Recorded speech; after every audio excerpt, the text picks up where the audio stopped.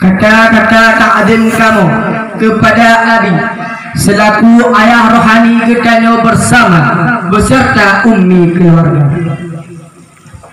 Kata-kata takzim kamu kepada gure-gure kamu yang karena lupa pikiran kamu dari hanajit bisa jid sampai libak malam yang berbahagia. Lima orang bentuk, bukan ada uangnya. Lima orang. Kata-kata takzim kamu kepada Dewan Hakim yang insya Allah seakhir akan dihakimi ulun tuan.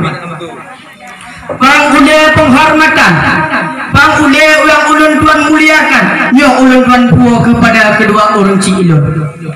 Di saat orang lain ka puja-puja, di saat orang lain ka hormati, tapi orang yang belahi kita nyomi, orang yang rela numukat unpaku, orang yang rela numukat tahu, bahkan orang yang rela nubulam bau demi anaknya berdihai. Betul? Nyo kata takzim lon nyo ulun tuan puo kepada kedua orang cilok dimanapun orang yang berada. Kau mak yang bertuah, kau ayah yang berbahagia. Lendang di sini, lendang di sini ya hanya untuk melepaskan sebuah curahan singkat. Dua dakwah menibak malam nanti mati.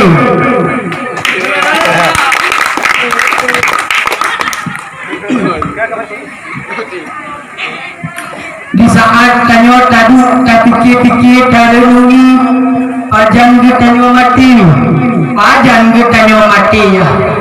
Di saat tadu terlungi yang pasti tidak imata kita nyo akal.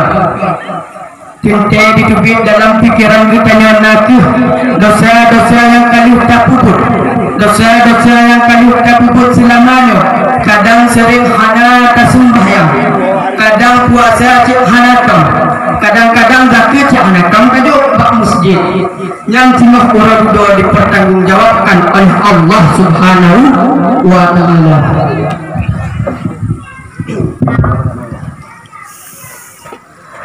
Tanyo hidup dalam dunia, hanapu tapi sombong-sombong do, hanapu tapi lagak-lagak do, dan hanapu tapi gecak-gecak do kakak.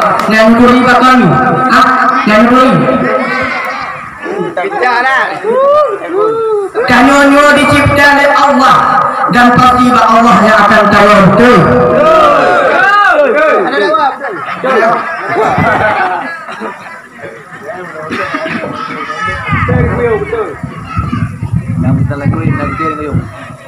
Pegah oleh Allah dalam Al-Quran, kullu nafsin dha'iqatul maut. Tiap-tiap orang yang nyawang pasti akan merasakan mati. Kanyonomi sama raka manusia yang menyawang di dalam muka bumono, kanyo akan merasakan mati. Tapi cara mati ini beda-beda. Apa yang berbeda-beda?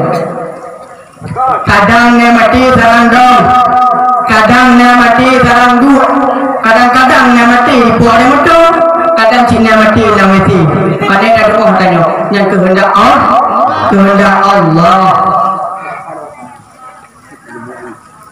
Talaki doa Allah, talaki doa Allah sama-sama. Kita nyoba mati dalam keadaan husnul khatimah. Dari Abu Hurairah dia berkata, "Pugu pegah dek Rasulullah menolak pegah." Tapi nyok kalau pegah, intik bek tanah saja. Nyok kita tu yang pegah dek haba Rasulullah sallallahu alaihi wasallam. Tiap anak Adam yang mati pasti amalan yang hanya tabah jenis orang dulu. Yang tu lebih perkara, kau lebih perkaranya. Yang pertama ngaku sedekah.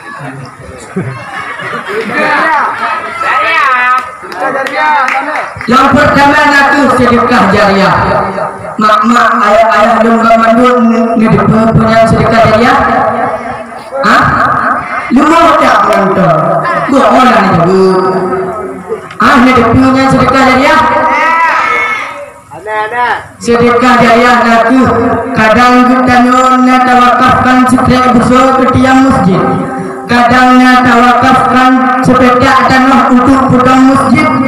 Kadang tawakafkan satu semen untuk bintik masjid. Selama betul tudung bak dia masjid, selama tudung bak masjid, pahala kita ini akan mengalir sampai kita mati. Perkara pertama kahana, perkara kedua yaitu ilmu yang bermanfaat, Tuh dengan ilmu yang bermanfaat, ilmu yang bermanfaat.